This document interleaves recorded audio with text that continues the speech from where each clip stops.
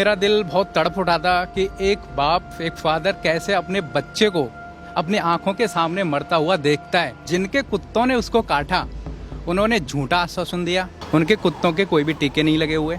एक हॉस्पिटल से दूसरे हॉस्पिटल गए, डॉक्टर्स ने साफ मना कर दिया हम इनको एडमिट नहीं करेंगे और अब इनका मरना ही तय, ये कुछ ज़्यादा नहीं सर्वाइव कर पाएंगे। और उसी दिन ही शाम तक बच्चा एक्सपायर हो गया था। बच्चा चला गया है, वो तो वापस नहीं आ सकता, मगर न्याय को अपना काम करना पड़ेगा, कोर्ट को अपना प्रक्रिया करनी पड़ेगी। उसके लिए हम कोर्ट की हेल्प करेंगे और इस परिवार के लिए समूह खड़े हैं। गाजियाबाद का रहने वाला शावेज, जिसने 14 साल की उम्र में अपनी जान गंवा दी, उस बाप के ऊपर क्या गुजर रही होगी जिसने अपने बेटे को सामने मरते हुए देखा है। पालतू कुत्ते के काटने से उस बच्चे की जान चली गई। उस बच्चे ने अपने परिवार को डर के मारे कुछ नहीं बताया। हमारे साथ एडवोकेट नवदीप देव सिंह जी हैं, तो उनसे चलिए पूछते हैं कि उस महिला ने झूठा आश्वासन दिया कि हमारे इस कुत्ते को इंजेक्शंस लगे हुए हैं, तो और उसके बाद बच्चे की जान चली गई, परिवार वालों ने अपना बेटा खो दिया। कोई छोटी बात तो ये है नहीं। तो आप इस पर क्या कहना चाहेंगे, और अगर एफआईआर दर्ज हो गई है तो उस महिला को क्या सज़ा मिलेगी और क्या कार्रवाई गवर्नमेंट करेगी? देखिए, हमने ये केस ही इसलिए लिया है क्योंकि इसमें एक गरीब बच्चे के डेथ हुई है, फैमिली ही गरीब है और ऐसे और भी बहुत हमारे सामने केस आए हैं। इस पर्टिकुलर केस में यही हुआ था कि बच्चे को कुत्ते ने काटा था। इंस्टेंटली उसने नहीं बताया था, बट जब बाद में उसने पेरेंट्स को बताया तो इनका परिवार वहाँ पे गया एक्यूज़ की फैमिली के पास। तो एक्यूज़ ने ये बताया कि भाई हमारे तो सारे कुत्तों के वैक्सीनेशन हो रखी है, आपको डरने की कोई आवश्यकता नहीं है। इनके आश्वासन पे इन्होंने कुछ एक्शन नहीं लिया और ये अपने घर आ गए। अब जाके जिस दिन एफआईआर रजिस्टर हुई है 5 तारीख को, उसके 1-2 दिन पहले ही उसके अंदर लक्षण आए। इन्होंने डॉक्टर पे दिल्ली में गए, एक हॉस्पिटल से दूसरे हॉस्पिटल गए, डॉक्टर्स ने साफ मना कर दिया हम इनको एडमिट नहीं करेंगे, it's a case of rabies. इसके एक अपेरेंट इसके आप कह सकते हैं सिम्टम्स दिख जाते हैं, जैसे कि ये थोड़ा सा भौंकने लगा था, पानी से डरना, हवा से डरना, इस तरह की चीज़ें करने लगा था। तो सीधा उन्होंने बोला कि आप भी इससे दूर रहिए अपने बच्चे से और अब इनका मरना ही तय, ये कुछ ज़्यादा नहीं सर्वाइव कर पाएंगे। और उसी दिन ही शाम तक बच्चा एक्सपायर हो गया था। इस केस में एफआईआर रजिस्टर हो चुकी है और अब इन्वेस्टिगेशन चालू होगी। हम उसमें पूरा सहयोग करेंगे पुलिस को और उम्मीद करेंगे पुलिस ढंग से इन्वेस्टिगेशन करके पूरी अपनी रिपोर्ट बना करके कोर्ट के सामने पेश करे। इसमें बेसिकली अगर उनको दोषी पाया गया तो मैक्सिमम 2 साल तक की सज़ा होती है और कंपनसेशन होता है, जो कि उनको कोर्ट के थ्रू फिर मिलेगा। उसी के लिए हम यहाँ पे आए हैं कि इस परिवार को न्याय मिले। बच्चा चला गया है, वो तो वापस नहीं आ सकता, मगर न्याय को अपना काम करना पड़ेगा, कोर्ट को अपना प्रक्रिया करनी पड़ेगी। उसके लिए हम कोर्ट की हेल्प करेंगे और इस परिवार के लिए समूह खड़े हैं। तो हमारे साथ लोकेंद्र राणा जी हैं, उनसे पूछते हैं कि सर, ऐसी घटना पहली घटना तो नहीं है। नोएडा से भी 2 ऐसी घटना हमें देखने को मिली, जिसमें नोएडा में एक डिलीवरी बॉय को कुत्ते ने काटा था पैर पे और दूसरा एक बच्चे को काटा था। तो इस पे गवर्नमेंट क्या एक्शन ले रही है, क्या एक्शन लेगी? तो मतलब लोगों की जान चली जाएगी तब गवर्नमेंट एक्शन लेगी, तो इस पर आप क्या बोलेंगे? सही कहा आपने। इस तरह की जो खबरें हम सुनने में आ जाती हैं, बहुत ही दिल हमारा भावुक हो जाता है, हम भी भावुक हो जाते हैं। और सबसे पहले तो मैं खबर इंडिया का भी आभार व्यक्त करना चाहूँगा, जो सामने आया और इस बच्चे के लिए अपनी आवाज़ उठा रहा है। क्योंकि ये जो बच्चा था सिर्फ 14 साल का था।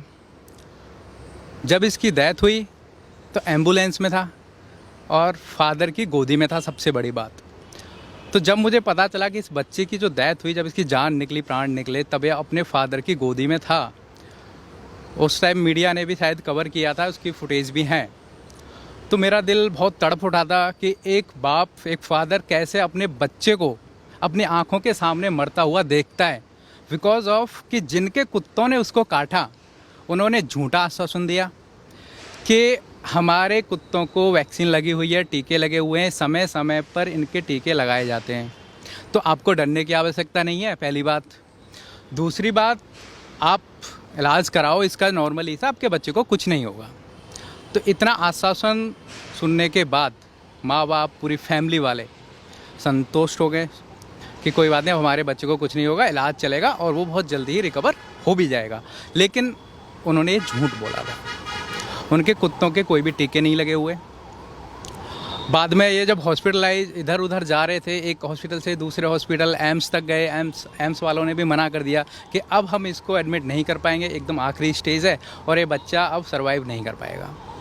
तो एक शेल्टर होम भी होता है इनका, जहाँ पे इनको रखा जाता है कि डेथ होने के बाद फैमिली को सौंप देते हैं कि अब आप इनको ले जाओ। उन्होंने बोला आप यहाँ छोड़ दो बच्चे को, ये तो पक्का ये नहीं बचेगा, मरेगा ही मरेगा। तो ये वर्ड सुन के भी मरेगा ही मरेगा, एक बाप जब सुनता है ना तो तड़प जा, समझ रहे हो आप। तो उसके बाद ये बच्चे को ले आए अपने साथ कि चलो भाई यहीं क्या छोड़ना, अगर जीता 1-2 घंटे तो कम से कम बाप के साथ, फैमिली के साथ तो समय बिताएगा। उसके बाद फैमिली वाले इनके पास जाते हैं कि भैया ऐसे ऐसे आपने तो मना किया था, झूठा आश्वासन दिया था और हमारा बच्चा तो मरने के कगार पे, हॉस्पिटल वालों ने डिक्लेयर कर दिया इसके रेबीज हैं और कुत्ते के काटने से हुआ है।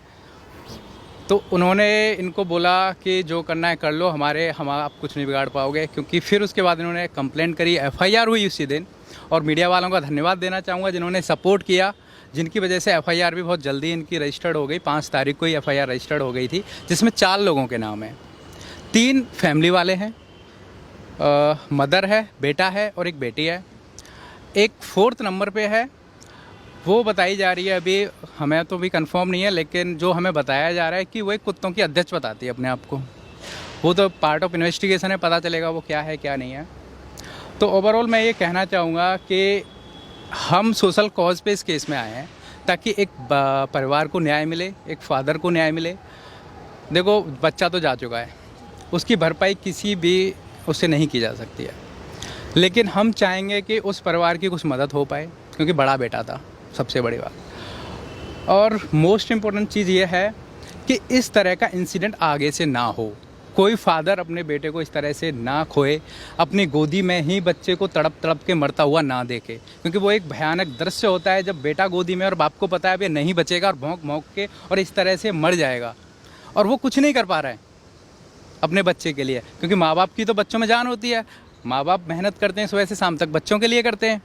तो इस चीज़ को ही देखते हुए हम सोशल कॉज पे सामने आए और कुछ ऐसी रूलिंग भी लेके आएंगे। समाज में जो ये निकाय बने हुए हैं, नगर निगम हों, इनकी MCD होती है, इनकी रिस्पॉन्सिबिलिटी होती है कि स्ट्रीट डॉग हो गए या पालतू कुत्ते हो गए।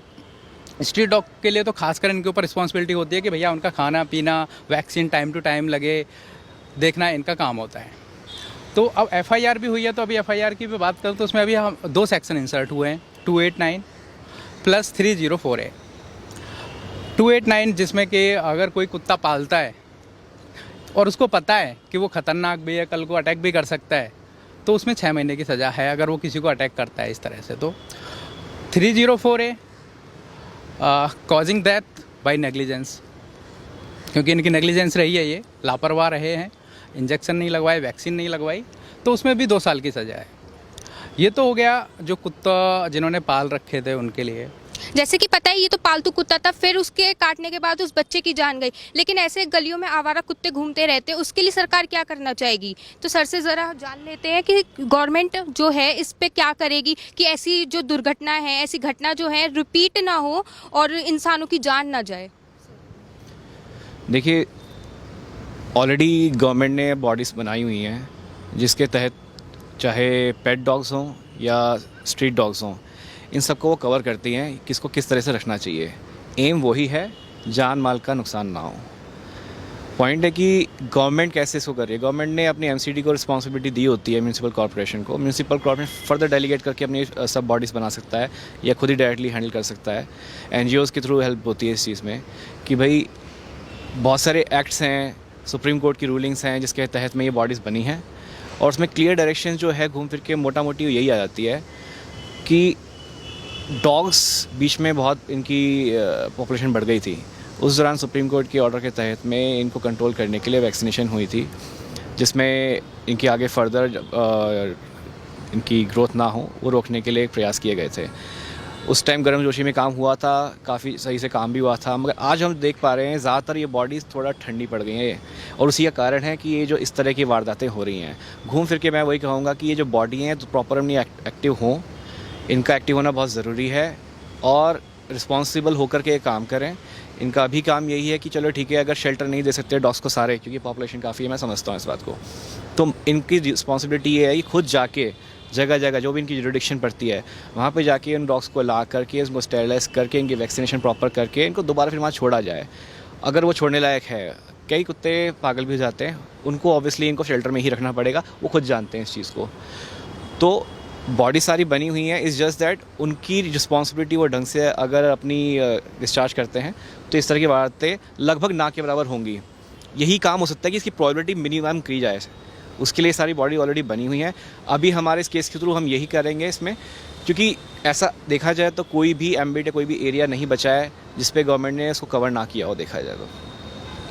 मगर बात वही आती है, जिसके ऊपर जो रिस्पॉन्सिबिलिटी आती है वो अपनी रिस्पॉन्सिबिलिटी ढंग से नहीं निभा रहा है। शायद यही एक डंका बजेगा जहाँ से एक दोबारा से इनको डायरेक्शंस जाएंगी कि ये पस जो मिले हैं आपको, ये सिर्फ बैठने के लिए नहीं है, इन पे काम भी करना होता है। और आपके नाकामी की वजह से कई लोगों की जान चली जाती है, और जान की कीमत जिसके घर से जाता है उसी को पता होती है। जो इसमें एक थोड़ा सा एक सिविल मैटर है वो इतना है कि अब जो कोई गया है उसके लिए मुआवजा कंपनसेशन क्या बनता है, कौन देगा, ये डिसाइड करना भी एक मैटर है जो एक तरीके से इसमें कह सकते हैं कि सिविल नेचर का है। तो अब वो कोर्ट किस तरह से इसको कितना कंपनसेट देती है एक अलग फैक्टर है। मगर क्रिमिनल केस तो देखिए पहले प्राइमरी बन चुका है, अब कितना सस्टेन करेगा कितना पाएगा नहीं वो इन्वेस्टिगेशन में पता चलेगा, देखते हैं उसमें।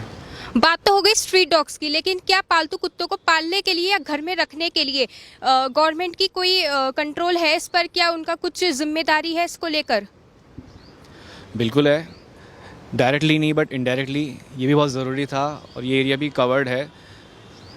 आज की डेट में जब आप एक डॉग को पालते हैं या किसी पेट को रखते हैं तो आपको उसका रजिस्ट्रेशन करना होता है, जिसके आजकल ऑनलाइन प्लेटफॉर्म भी आ गए काफ़ी स्टेट्स में, नहीं तो फिज़िकली आप जाके उसका फॉर्म भर के और अपडेट कर सकते हैं। जिससे क्या होता है, सरकार के पास अपने रिकॉर्ड्स आ जाते हैं, कितना यहाँ पे पेट्स लोगों ने अपने घर में रखे हुए हैं, इसकी क्या एज है।